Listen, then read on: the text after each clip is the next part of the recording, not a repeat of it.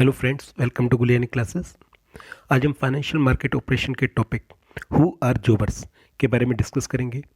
दोस्तों, जो जॉबर्स जो होता है वो स्टॉक एक्सचेंज का एक बहुत ही इंपॉर्टेंट फंक्शन ही होता है।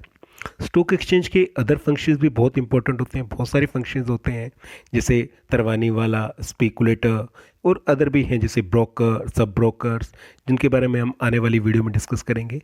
आज हम इस वीडियो में सबसे ज़्यादा इंपॉर्टेंट डिस्कस करेंगे जॉबर्स के बारे में, तरवानी वाला के बारे में और स्पेकुलेटर के बारे में। दोस्तों, अगर आपने हमारे इस चैनल को अभी तक सब्सक्राइब नहीं किया है तो जरूर करिए, ताकि आपको हमारे आने वाली हर वीडियो का नोटिफिकेशन सबसे पहले मिल सके। Let's start. सबसे पहले डिस्कस करते हैं जॉबर्स। देखिए, जॉबर्स क्या हैं, कैसे वर्क करते हैं, इसके बारे में सेबी की क्या गाइडलाइंस है, वन बाय वन डिस्कस करते हैं। सबसे पहले मीनिंग ऑफ जॉबर्स। जॉबर्स है क्या? देखिए, जॉबर जो है एक ट्रेडर होता है जो शेयर्स और डिबेंचर जैसी सिक्योरिटीज़ में ट्रेड करता है। ये एक इंडिपेंडेंट ऑपरेटर होता है। इंडिपेंडेंट ऑपरेटर से मतलब ये है कि ये खुद के लिए सिक्योरिटीज़ को बाय और सेल करता है, और जो भी प्राइसेस में चेंज आते हैं, इनकी जो प्राइसेस में अप और डाउन होते हैं, उससे ये प्रॉफिट अर्न करता है। यहाँ पर बहुत ही इंपॉर्टेंट बात है कि इस बात को ध्यान में रखना है कि जॉबर जो है वो अपने खुद के लिए सिक्योरिटीज़ बाय और सेल करता है, ना कि पब्लिक के लिए। पब्लिक के लिए उसे ट्रेड करने और उससे कमीशन चार्ज करने पर जो है वो रिस्ट्रिक्शन है। जो पब्लिक है, अगर उन्हें ट्रेड करना है तो वो ट्रेड केवल ब्रोकर के थ्रू ही कर सकती है, ना कि जॉबर्स के थ्रू। जॉबर्स जो है वो दो प्राइस क्वेट करता है, एक जिस पर वह सिक्योरिटीज़ को बाय करने के लिए रेडी है, और दूसरा जिस पर वह सिक्योरिटीज़ को सेल करने के लिए रेडी है। और इन दोनों प्राइसेस के बीच का जो डिफरेंस है, वास्तव में वही उसका प्रॉफिट है। इसको हम एक एग्जांपल से समझते हैं। मान लीजिए जॉबर जो है एक प्राइस क्वेट कर रहा है एक company Alembic limited. Alembic limited जो है एक फार्मास्यूटिकल कंपनी है, बहुत ही इंपॉर्टेंट कंपनी है। एलेम्बिक लिमिटेड के लिए वो प्राइस क्वेट कर रहा है, क्या प्राइस क्वेट कर रहा है? 93-94 रुपीज़। अब इसका मतलब क्या है? देखिए, इसका मतलब ये है कि जो जॉबर्स है वो इन शेयर्स को एलेम्बिक लिमिटेड के 93 पर तो बाय करने के लिए रेडी है, और इन शेयर्स को, यानी कि जो एलेम्बिक लिमिटेड के हैं, उनको बेचने के लिए वो 94 पर रेडी है। यानी कि कोई भी पर्सन जो है वो जॉबर्स को अपने शेयर बेचना चाहता है तो जॉबर जो है उसे 93 रुपये पे बाय करेगा, लेकिन वो जॉबर से बाय करना चाहता है तो जॉबर जो है वो 94 रुपये पे उसे सेल करेगा। तो आप समझ सकते हैं, क्योंकि जॉबर जो है इसे बाय तो 93 पे कर रहा है और सेल जो है 94 पे कर रहा है, और इसका जो डिफरेंस है 1 रुपये, वही वास्तव में उसका प्रॉफिट है। देखिए, जो लंदन स्टॉक एक्सचेंज है वहाँ पर जो है दो तरह के मेंबर होते हैं, एक होते हैं जॉबर और दूसरे होते हैं ब्रोकर। और हर एक मेंबर को जो है ईयर के स्टार्ट में, इनकी साल की शुरुआत में ही ये डिक्लेयर करना होता है कि वह जॉबर की तरह नेक्स्ट ईयर में एक्ट करेगा, वर्क करेगा, या फिर ब्रोकर की तरह। यानी कि इसको क्लियर करना होता है अपनी पोजीशन के बारे में, अपने रोल के बारे में, कि वो as a jobber role play करेगा इस ईयर या as a broker role play करेगा इस ईयर।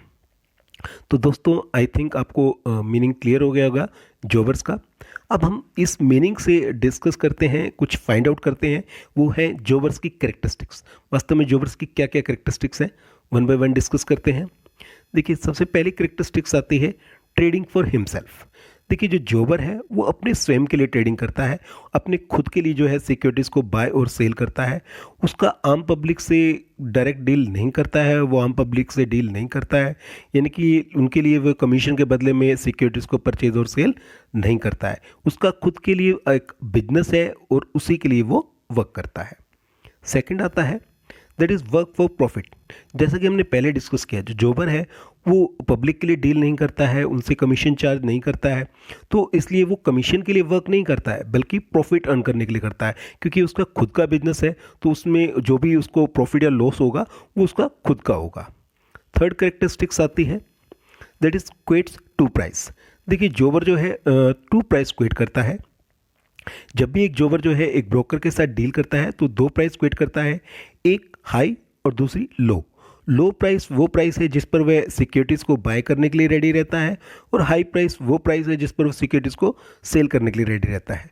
और इन दोनों के प्राइस के जो बीच का डिफरेंस है, वास्तव में वही उसका प्रॉफिट है।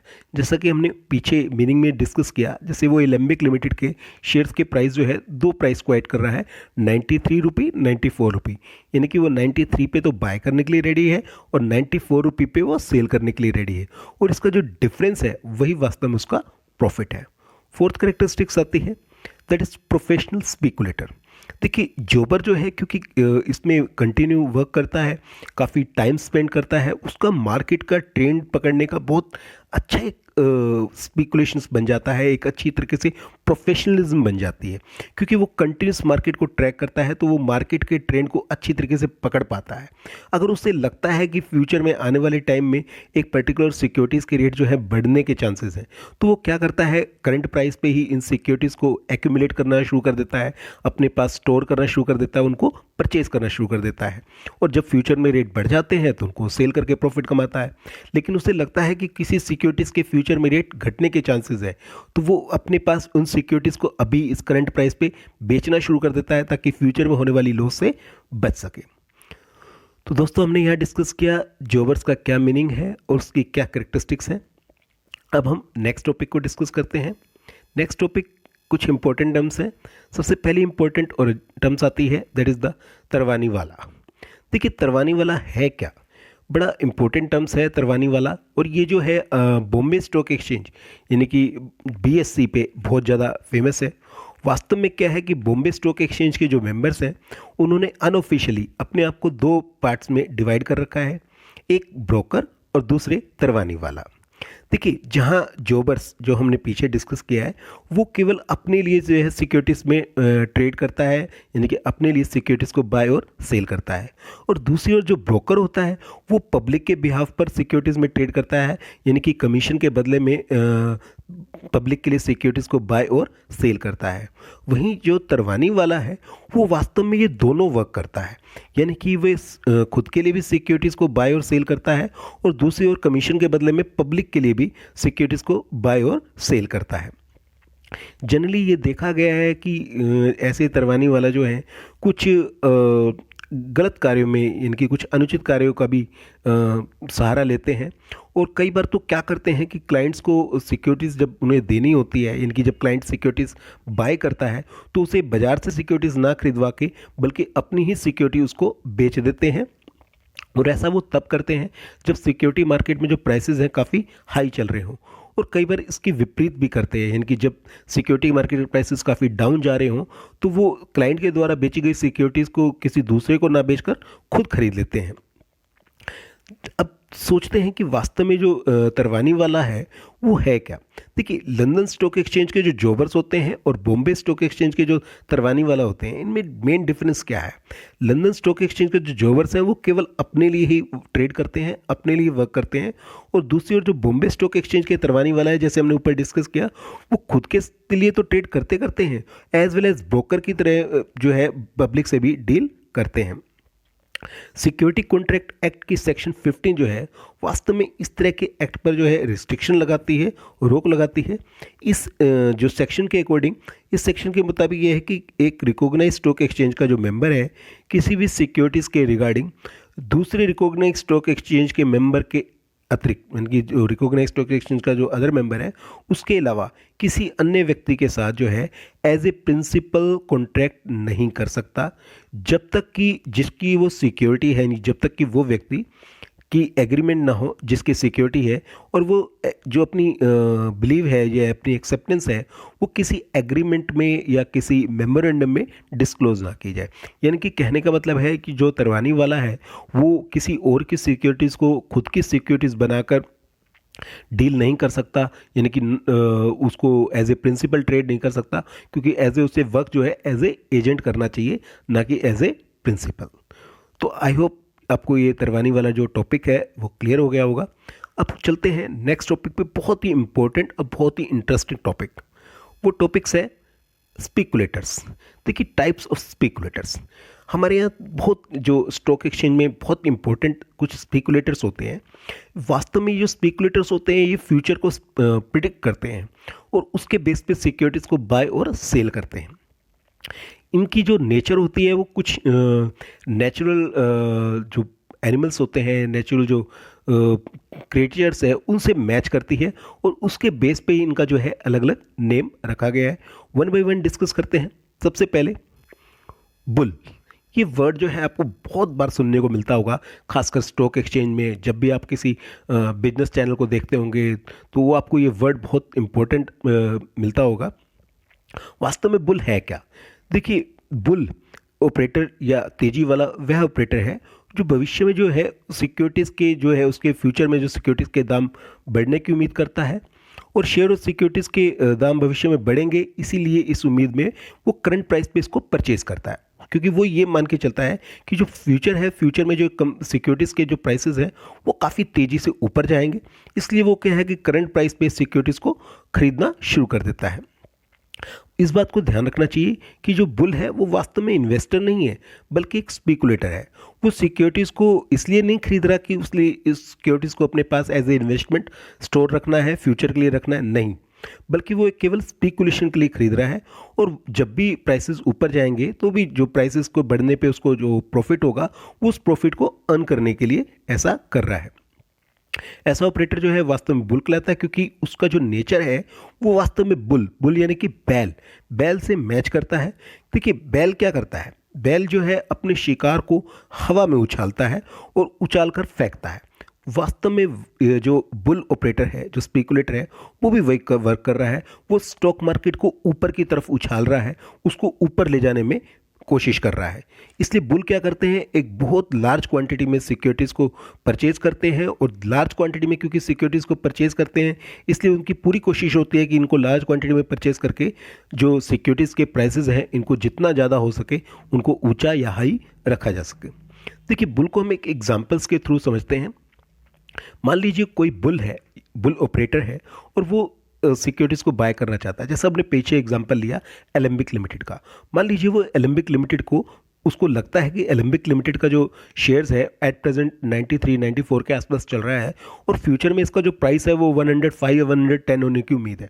तो वो क्या करेगा? वो अभी लार्ज क्वांटिटी में जो है इस एलेम्बिक लिमिटेड के शेयर्स को बाय करना शुरू कर देगा और जैसे ही एलेम्बिक लिमिटेड का जो शेयर्स है वो 105 या 110 रुपये के आसपास पहुँचता है, वो उन सिक्योरिटीज़ को बेच देगा और एक ह्यूज प्रॉफिट कमाएगा।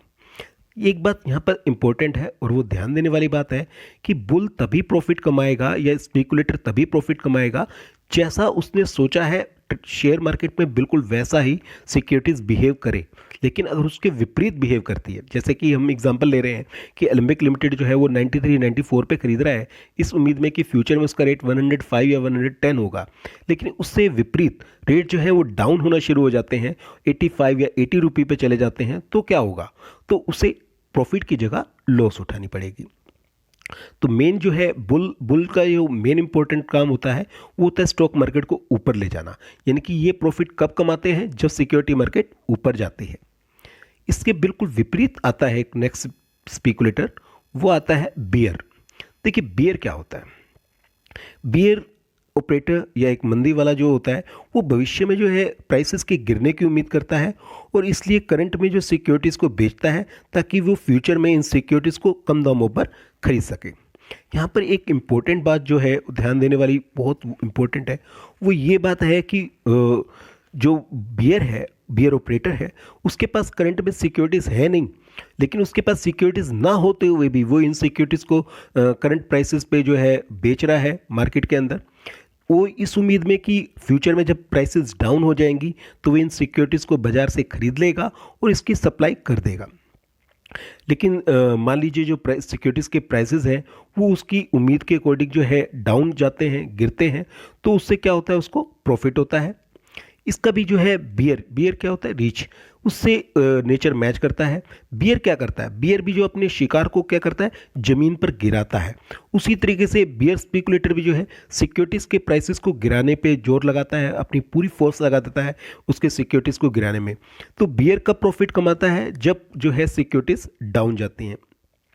तो बियर ऑपरेटर क्या करता है? सिक्योरिटीज़ को बड़ी लार्ज क्वांटिटी में जो है बेचता है, उसकी सप्लाई क्रिएट कर देता है, सप्लाई को बढ़ा देता है और जिससे क्या होता है कि ग्रेजुअली धीरे धीरे जो है जो डिप्रेशन का, जो मंदी का प्रेशर है वो बढ़ने लगता है और सिक्योरिटीज़ के प्राइस गिरने लगते हैं।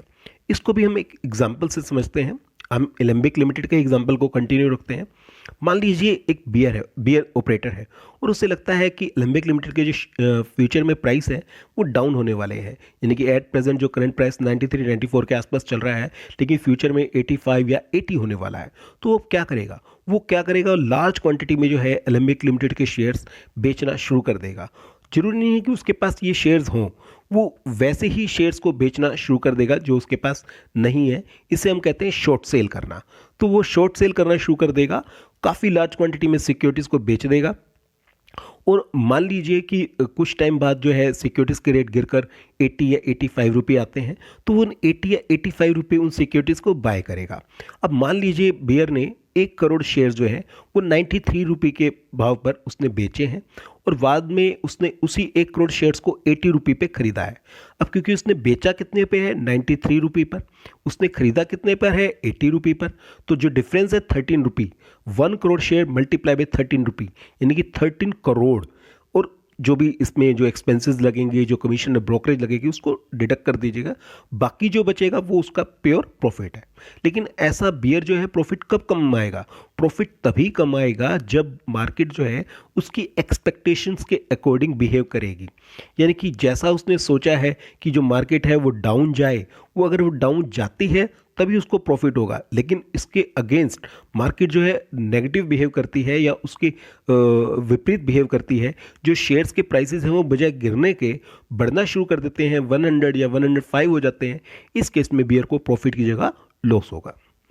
थर्ड और वेरी इंपॉर्टेंट स्पेकुलेटर आता है, दैट इज स्टैग। देखिए स्टैग क्या करता है, स्टैग यानी कि हिरन के जैसे कहते हैं। स्टैग एक जो है स्टॉक एक्सचेंज का एक कॉशियस स्पेकुलेटर होता है। वो जो है नई कंपनियों के शेयर्स में इस उम्मीद पर अप्लाई करता है कि अगर उसे अलॉटमेंट हो जाता है इन सिक्योरिटीज़ का, तो वो इन्हें लिस्ट होने पर जो है हाई प्राइसेस पे इनको बेच देगा। इसलिए वो क्या करता है, नई कंपनियों की तलाश करता है, और वो भी उन कंपनियों की तलाश करता है जिसके शेयर्स की जो डिमांड काफ़ी अधिक हो और उसके फ्यूचर में बढ़ने के, यानी कि उनके जो लिस्टिंग के प्राइस हैं वो काफ़ी ऊंचे होने की उम्मीद हो, यानी कि उन शेयर्स की डिमांड काफ़ी ज़्यादा हो और वो जो प्राइस जो लिस्ट होंगे वो काफ़ी हाई रेट पे हों। और वो क्या करता है, अलॉटमेंट मनी की पेमेंट करने से पहले इन शेयरों को बेच देता है, यानी कि वो अलॉटमेंट मनी की इंस्टॉलमेंट आने तक का वेट नहीं करता। जैसे ही उसको शेयर्स अलॉट होते हैं एप्लीकेशन मनी पे करने के बाद, और वो उसके प्राइसेस उसको हाई नज़र आते हैं, तो उनको बेच के चला जाता है। और क्योंकि उसका काम स्पेकुलेशंस करना है, उसका काम उसको स्टोर करना, उन शेयर्स को अपने पास रखना नहीं है। और इस चीज़ को बड़ा इंपॉर्टेंट है इस बात को ध्यान देना कि ये बुल और बियर की तरह सेकेंडरी मार्केट में ट्रेड नहीं करता। सेकेंडरी मार्केट में सिक्योरिटीज़ को परचेज और सेल नहीं करता, बल्कि प्राइमरी मार्केट में वर्क करता है। वह केवल नई कंपनियों के शेयर्स में अप्लाई करता है और पूरी तरह उनके अलॉटमेंट पर डिपेंड रहता है। इसलिए क्योंकि उसको अलॉटमेंट होगा तभी प्रॉफिट होगा, इसलिए वो जो है काफ़ी लार्ज क्वांटिटी में शेयर्स के लिए अप्लाई करता है, ताकि अगर किसी वजह से ओवर सब्सक्रिप्शन हो भी जाए तो भी उसको कुछ ना कुछ शेयर्स जरूर अलॉट हो जाए और कुछ ना कुछ उसको जरूर प्रॉफिट मिले। तो ये स्टैग का काम है। देखिए स्टैग जो है बुल और बियर से किस तरीके से डिफर हुआ। स्टैग जो है प्राइमरी मार्केट में वर्क करता है और जो बुल और बियर है वो मेन सेकेंडरी मार्केट में ट्रेड करते हैं। नंबर 4 स्पेकुलेटर्स आता है, that is the lame duck. अब लेम डक क्या है, देखिए जब एक बियर जो है अपने कमिटमेंट को पूरा करने में डिफ़िकल्टी महसूस करता है, फेल हो जाता है, तो वह लेम डक कहलाता है। देखिए जैसा हमने पहले डिस्कस किया है कि बियर क्या करता है, वो करंट में जो है, जो वर्तमान में सिक्योरिटीज़ को करंट प्राइस पे बेच देता है, और उन सिक्योरिटीज़ को जो सिक्योरिटीज़ उसके पास है ही नहीं। तो ऐसे केस में कई बार क्या होता है कि जब उसे सिक्योरिटीज़ बाद में खरीदने की ज़रूरत पड़ती है, उसको सप्लाई करने की ज़रूरत पड़ती है, तो वो सिक्योरिटीज़ के जो रेट हैं कई बार बहुत ऊंचे चले जाते हैं।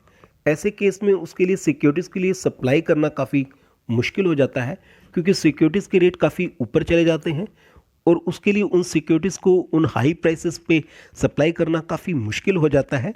तो ऐसे केस में वो क्या करता है, तो वो अपने सौदे को आगे कैरी ऑन करना चाहता है, इनकी उनको कंटिन्यू रखना चाहता है, दूसरी ओर नेक्स्ट पीरियड के लिए ट्रांसफ़र करना चाहता है, कैरी ओवर करना चाहता है।